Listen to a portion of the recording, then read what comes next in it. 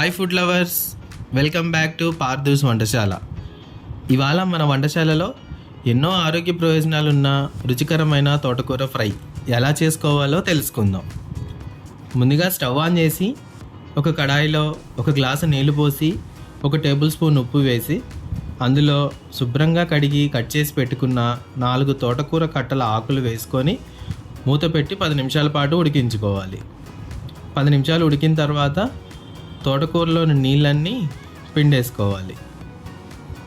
తర్వాత ఒక కడాయిలో 4 టేబుల్ స్పూన్ల ఆయిల్ వేసి కాస్త వేడయ్యాక 2 రెబ్బల కరివేపాకు, 3 ఎండుమిరపకాయల ముక్కలు వేసి అవి కాస్త వేగాక 2 టేబుల్ స్పూన్ల తాలింపు దినుసులు వేసి బాగా వేయించుకోవాలి.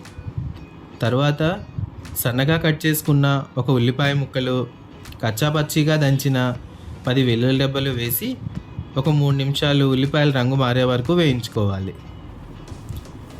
ఉల్లిపాయల రంగు మారిన తర్వాత 2 టేబుల్ స్పూన్ల కారం, ముందుగా ఉడికించి పక్కన పెట్టుకొని నీళ్ళన్నీ పిండేసుకున్న తోటకూర వేసుకొని బాగా కలిపి 5 నిమిషాలు వేయించుకోవాలి. చివరగా 1 టేబుల్ స్పూన్ ఉప్పు, 1 టేబుల్ స్పూన్ ధనియాల పొడి వేసి మరోసారి కలుపుకొని ఒక 2 నిమిషాల పాటు వేయించుకొని స్టవ్ ఆఫ్ చేసి సర్వింగ్ బౌల్లోకి తీసుకొని సర్వ్ చేసుకోవడమే. అంతే అండి, తోటకూర ఫ్రై రెడీ. ఈ వీడియో కనుక మీకు నచ్చినట్లయితే లైక్ చేసి అందరికీ షేర్ చేయండి. ఇలాంటి మరెన్నో వీడియోల కోసం మన ఛానల్ని సబ్స్క్రైబ్ చేసుకోండి.